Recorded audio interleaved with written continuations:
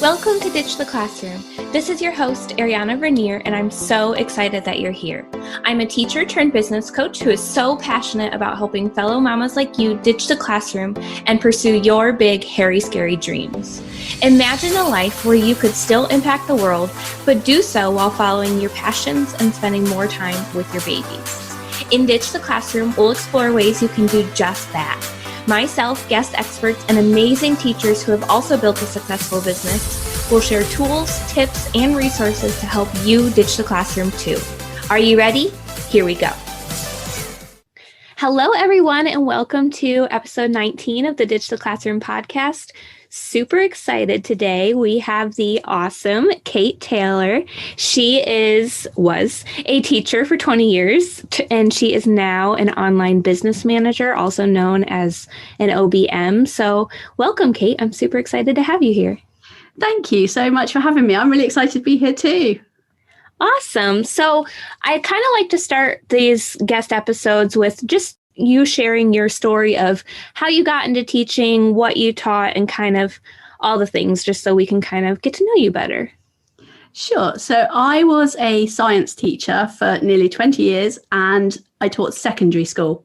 So in the UK, that's 11 to 16-year-olds. And I taught them biology, chemistry, and physics. And I taught all the different year groups. So I think that's a little bit different to how you do it in the States. So I taught, from 11 to 16. And it was really fun. And I really enjoyed it. I did biological science at university, thoroughly loved my science, really enjoyed science. And when I left, I wasn't really sure what to do. I wasn't one of those people who always wanted to be a teacher. But when I look back, I realized that I should have been a teacher. But I went into doing research work in a lab, which I didn't really enjoy. It was really quiet. You worked on your own a lot. And I just found I missed talking to people a lot. So I actually left that and went to do my teaching certificate and took a year to do that and thoroughly fell in love with it. It was such a passion for me. I loved teaching. I really enjoyed being with the students and it keeps you young when you work with students, definitely. Yeah. So I really, really enjoyed that. And I enjoyed teaching them about science. For me, it's such a fantastic subject.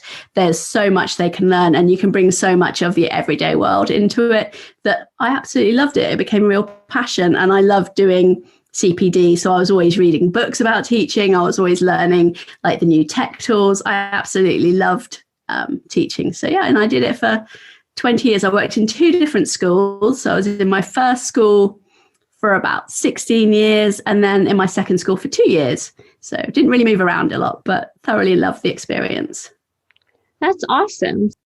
That's really cool that you taught science. I was a kindergarten teacher, so we did a little bit of science and I always loved, how hands-on that subject could be. That was always one of my favorites. Yeah, especially with little ones as well. I should imagine that's so much fun. And when they have that moment of realization or understanding, it's such a cool thing to share with them. Yeah, definitely. So what kind of led you to want to ditch the classroom and start doing your own business? So at some point, well, I know when it happened, I was going to say at some point, but I had my son and it's a fairly familiar story. So I had a little boy and we'd wanted children for so long and it was such a joy. And going back to work was really difficult. I did okay for a few years and then I dropped my hours and became part-time, which made life a bit better. But I just began to feel more and more that I was putting other people's children in front of my own and we would have to rush out of the house at 7:30 in the morning.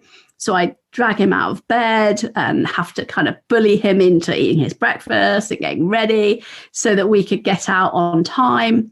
And I missed so many things that he did at school. So things like sports days and carol services, or he plays the drums. So I used to sometimes not always see him performing. And it just really hurt because I wanted to be a mum for so long that when I finally became one, I wasn't being the sort of mum that I wanted to be. Mm-hmm. And often I couldn't do stuff with him because I had work to do, because as you know, with being a teacher, the work is never ending. There's always stuff to do and it can be hard to put those boundaries in place sometimes. So I just found that we were always rushing. Everything was a rush. So we'd rush out of the door in the morning, and then I'd have to send him to a childminder's after school, and then I'd pick him up and rush in to get dinner, and then rush to get him into bed. And it was always just rush, rush, rush. And I got really tired of always rushing. And I just began to resent teaching. I didn't love it anymore. I didn't feel passionate about it anymore because it was getting in the way of me spending time with my son. So I think it took quite a long time, but over a couple of years, I just really, really began to resent it and didn't find the joy that I used to find. So that's when I started to sort of look around for other things to do and began to think, maybe there is more than I can do. Because when you're a teacher, it's really hard sometimes to look around and think there's anything else that you can do. You feel very much just like, I'm a teacher. That's the only skills I've got. Nobody else is going to want to employ me. You know, it's fairly classic, I think. Yes, definitely. I relate to your story so much because mine's pretty much exactly the same. I was teaching, and then when I got pregnant with my daughter, I was like, I don't think I can be the mom I want to be when I'm taking care of 20 other children all day. Like, how am I supposed to come home and have the energy for her? So I definitely relate to your story. Yeah, and you kind of use all your patience up on the kids at school. So by the time you get home, you can be a bit cross and a bit grumpy. So yeah. Definitely. So I started to look at different opportunities outside of the classroom. I didn't want to go and just get another job because I didn't want to have to put him into holiday clubs during the holidays. Our summer holiday, that was one of the best things about being a teacher, was having that 6-week summer holiday with him. And I didn't want to go into another job where I just ended up putting him into childcare over the summer holidays. Right. So I started to look at different opportunities. And once you start looking, it's like this whole world opens up to you. You suddenly stumble across like some business podcast or a book, and it just opens up this whole world that I didn't even know existed. So I started to do that. Awesome. So what would you say was one of the biggest things that you had to overcome in moving from being a teacher and then into owning your own business? Yeah, I didn't really expect it was going to take off. I didn't think I'd be very good at it. I thought that, you know, being a teacher, I wouldn't have those skills. But once I actually started looking, and I legitimately Googled, I think everybody does, how to make money from home. I think that's like how everybody gets started on this journey. Yeah. And I did try some other stuff. So I had I had this idea I was going to do a mum blog and it was going to be brilliant. And I decided that I would set all that up and run it on the side. And it turns out I didn't really enjoy that. It didn't really take off. I did the same thing. Yeah. And I was like, I haven't made my fortune yet. What? So that didn't last very long. And then I tried doing like a little science workshop where I'd get kids in and we'd do like experiments and make slime. And that was really good. But it was really hard work for not that much money. So that's kind of still there. But because of COVID, obviously, we couldn't carry on with that. So I did think of that as well. And then I stumbled across Virtual Assistant and I was like, oh, what's this?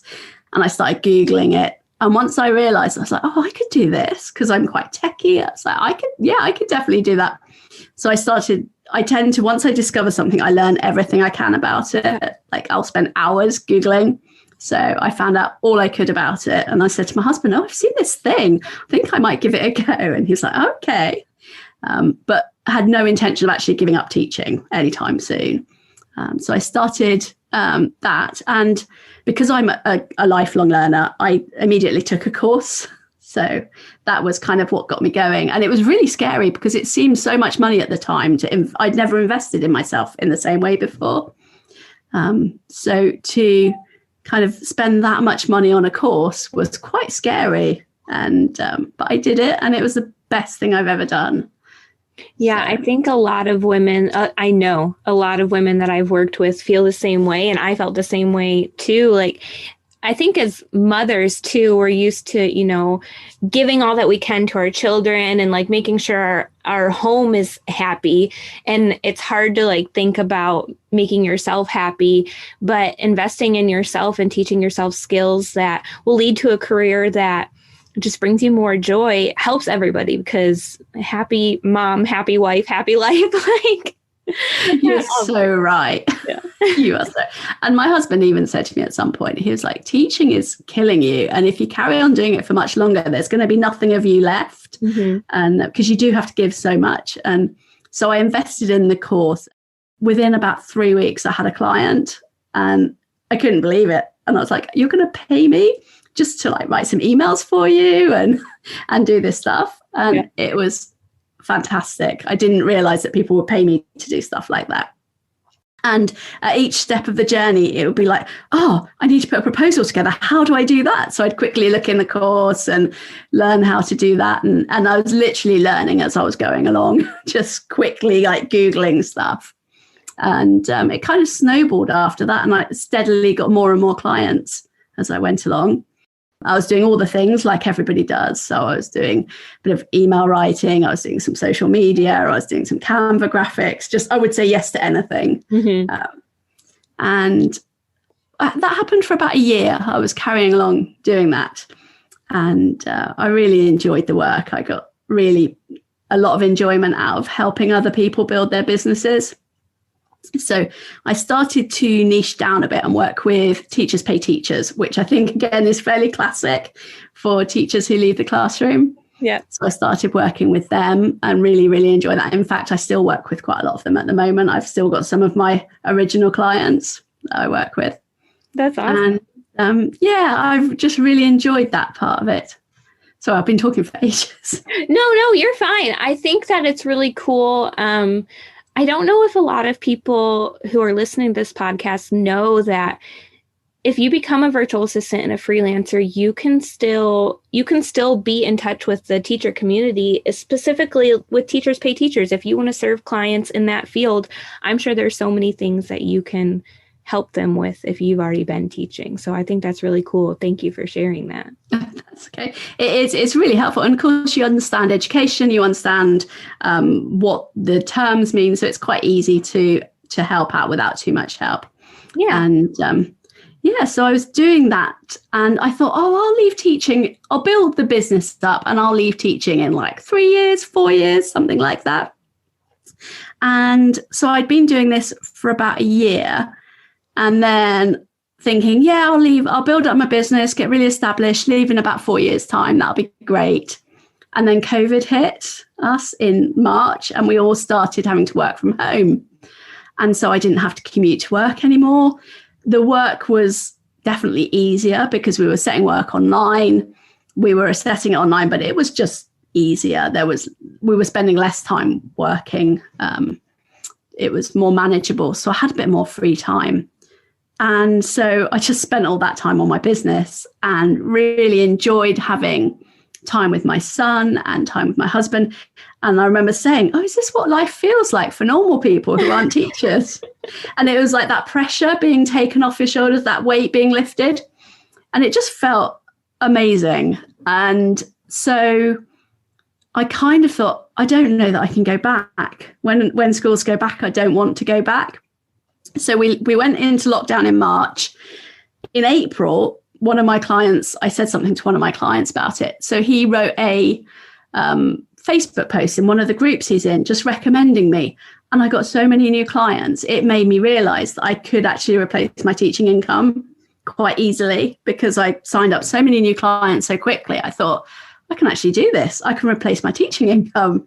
So I handed my notice in May and left officially in August this year and have been doing this ever since and haven't looked back once. I absolutely love it. Handing my notice in and writing that resignation letter was the scariest thing I have ever done, though. Oh, yeah. Yeah. I had to get my son to press the send button on the email. I couldn't send it myself. So he just walked over to my laptop and went, click, it's done. That is so awesome. I'm happy for you. Like, major congratulations to you that you were able to build it so quickly and leave so quickly. I think that's amazing. Oh, thank you. It was the timing for me. I was really lucky with the way the timing worked out and the push that COVID gave me just to have that reflection time and that time to put into my business. It just meant that I could could build it up to a point where I hadn't quite replaced my teaching salary, but I could see that I would with a bit more time available to work. So yes. And sometimes the time that you're saving not being a teacher is worth your income dropping for a little bit, Definitely.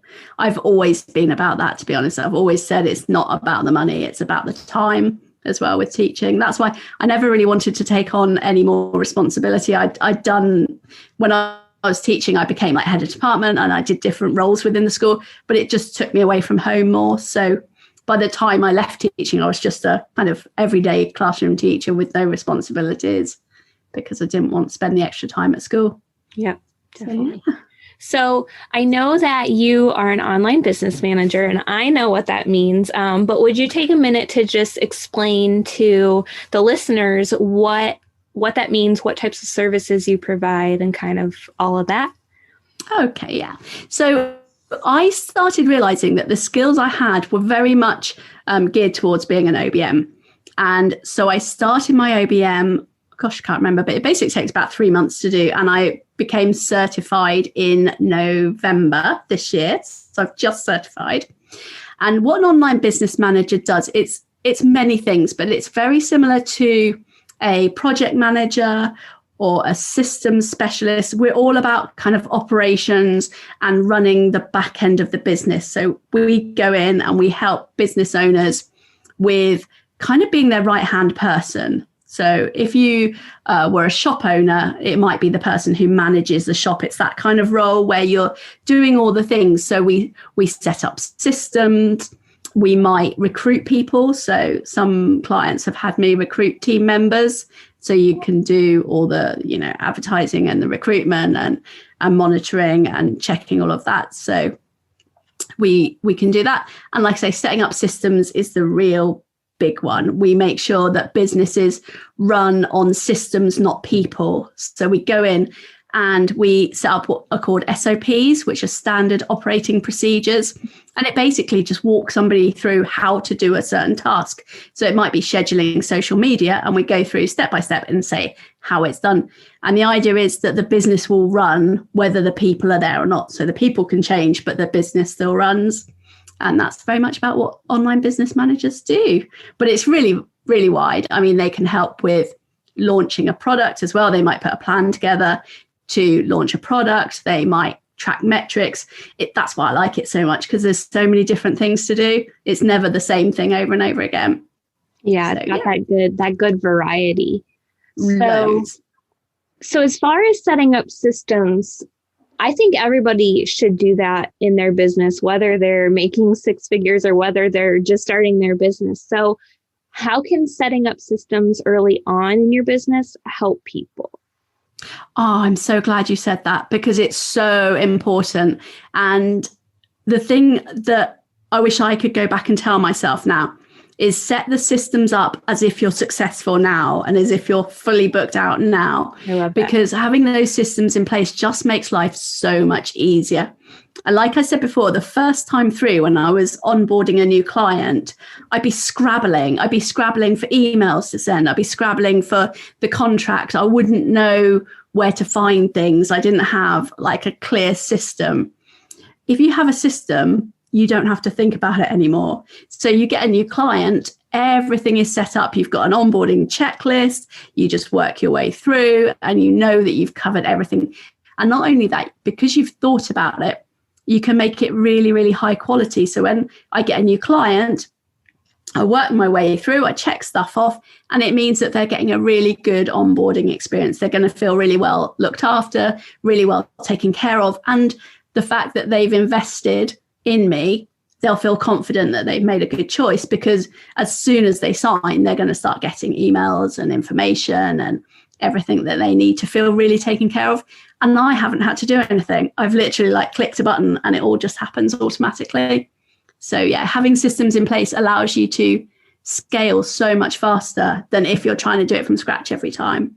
Yes. So yeah, I would recommend set it up once, don't have to do it again. Yeah, that's something I did right from the beginning. I didn't even know this was a thing, but I very quickly went into website design for my clients, and I found every time I was setting up a website, I was like, okay, I need to go watch a tutorial video of how to do all the settings again because I don't remember. And so I just started making a list of every single step that I took. And now I can get all those settings done in like less than an hour, where it used to take me hours. And so that whole process is really important to start off, even with your first client, and then you can build on it and add steps to make them feel more loved on over time. Definitely. And that's the thing, like you said, with the checklist, if you're doing that every time, that's time that you're wasting. That's time you could be earning money or time you could be having fun with your friends and family. So I always say, if you're going to do it more than once, then you should have a system and a step for it. It should be in there because it just saves time and it makes you more efficient. Definitely. So, yeah, definitely.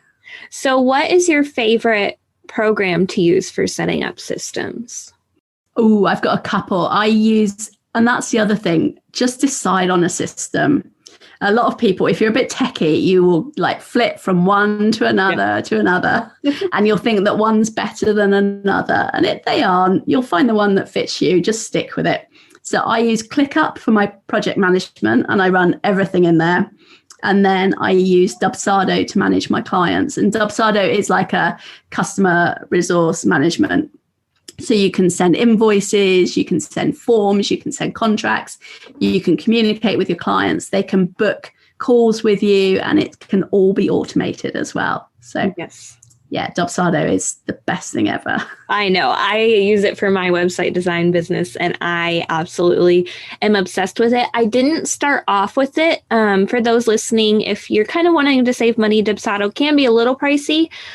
So there are like free different platforms that you can use. But the thing about Dubsado is it's all incorporated into one, so you're not switching between a bunch of different free websites. It's all in one place. So something to consider investing in as you go forward. Yeah, and they're great as well because you can have 3 clients for free. Mm-hmm. So you can properly use it and get a feel for it and have those clients. So it's not like one where you only get a time period. You can use it for quite a while before you have to pay for it. And like I say, it's just all in one place, which is great. Yeah. And yeah, that you saying that as well, if you get the first 3 clients free, then you're getting paid by those clients. So you can use part of your earnings to pay for the Dubsado membership, and then it's totally worth it. So yeah. And it's a bit of a learning curve setting up Dubsado. It's not the easiest one to set up, but to do the basic stuff is pretty good. And it's just so automated now. And somebody can be, signed up and booked in, and I haven't really had to do very much. I literally start a workflow and it's done. Yeah, that's awesome. That's really cool. So are there any resources that really helped you take the leap out of teaching? For me, the one that there were 2 things that got me out of teaching, and it was the VA course that I took. That just gave me the confidence because I'd seen so many other people do it through that it made me realize that I could do it. Mm-hmm. And also podcasts. Oh my goodness, podcasts were they were the thing that really made me leap, because I heard so many inspiring people talk on podcasts about how, they were in a certain position and they left and took on this and got their own business going. That for me, I used to listen to them in the car on the way to work. I'd binge on podcasts and I would learn so much and be so inspired by the time I got to work that I couldn't wait to finish so that I could go back in my car and listen to some more, calling it Cariversity, because I learned so much about the I love that so much. Yeah, I've totally borrowed that from somebody else. I don't know who. I heard it somewhere else and I was like, yeah, definitely. Because I just learned about this whole new world that I had no idea about. Like if you just said to me, KPIs and funnels and launches a year ago, I wouldn't have had a clue. But now it's kind of my language and I absolutely love it. Yeah, I think that podcasts are a really good tool because they're free too. So if you're not ready quite at that investment level yet, then podcasts is definitely the way to get your kind of get your feet wet and start learning the ropes. Yeah. And I would say, there is a certain point where you have to stop listening and start doing, and you can get a bit caught up with just listening and downloading freebies. And a lot of people say they want to do what we're doing, but they don't actually ever kind of take the action. That's the only difference between us and people who haven't, is we just do stuff that make, you have to take little steps every day towards what you want to achieve and just do it. Yeah. And it can be scary as hell, but it's worth doing. So scary, but totally possible. Yes. So can you kind of tell us what your average day looks like now that you're not in the classroom anymore? Yeah, it's lovely. It's really nice. It's slow. And that's the main difference for me. It's really slow. So I wake up without an alarm clock now. I don't have to worry about rushing out of bed in the morning. And I get up, and my son's sometimes up before me because, like I said, I don't have an alarm clock now. It's a few minutes, but sometimes he gets up before me. And I make his breakfast. Unfortunately, my husband still has to leave for work quite early, so he's still out of the house fairly early. But yeah, we have breakfast together, and then we get ready for school. But what's lovely is there's time to talk and play and just hang out with him before we go to school. And it's such a precious time because it's quiet usually, and the day's just starting. So yeah, we hang out, and then I walk him to school in the morning because his school's just literally kind of down the road. So I walk him to school and drop him off. And it's lovely because I never got to do that before. I was never, ever able to take him to school. Aww. So I do that, and then I head home, and I usually do a few chores first thing in the morning, get that out the way. And I start work about 9:30. I'm at my desk at about 9:30. And then I work for a couple of hours. And then because I'm home all the time now, obviously we got a puppy because that's what you do. So about 11:30, I take the dog over to the fields for a bit of a walk and a bit of play, head back, work for a little bit more, and then finish up by 3:00 so that I can go and pick up my son and then bring him home from school, again, play about, do some stuff with him, fix dinner. It's all really leisurely. That's the difference. It's just really leisurely. And if I don't want to work, I don't have to. I'll catch up at some point. But for example, yesterday, I popped into town and did a little bit of shopping while it was quiet because I could. Yeah. So I went, dropped him off at school, went into town, did some shopping, felt very naughty for being out, and then came home and did some work. And that's the thing. I can choose if I want to do some work in the evening instead, then I can. And yeah, it's having that freedom and flexibility. I still can't quite believe that it's happening. Yeah, it's crazy. Like to imagining myself a couple years ago getting paid to do what I'm doing now. Like I would have thought you were on some drugs telling me I could get paid to do what I do now. So I totally understand. I love having my mornings to myself and my daughter, just spend time with her, not feeling rushed to do anything. I can so relate to you. Yeah, it's just lovely. And they grow up so fast that you just want to grab every moment I do. I want, just grab every moment you can with them, because before long, he's not going to want to hang out with me. He's going to be a moody teenager probably. And so it's really precious time. Yep. And it's lovely to take advantage of it.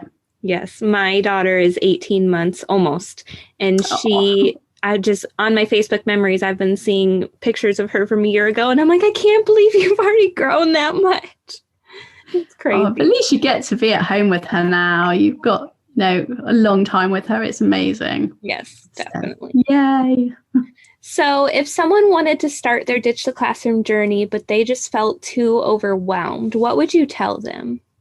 I would say start to learn about what you want to do, learn some of the different roles, see where you think you might fit, and then make a plan, make a 3-month plan of where you want to be in 3 months' time and what tangible steps you can take towards that. That's my OBM side coming out. We do a lot of project planning for people.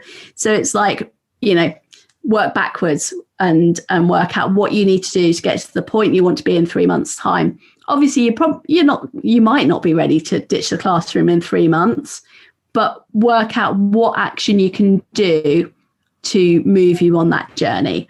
So just have a real tangible goal and stick to it. Just do something little every day and have your plan and just stick to it and just keep taking action because it's so doable. Yeah.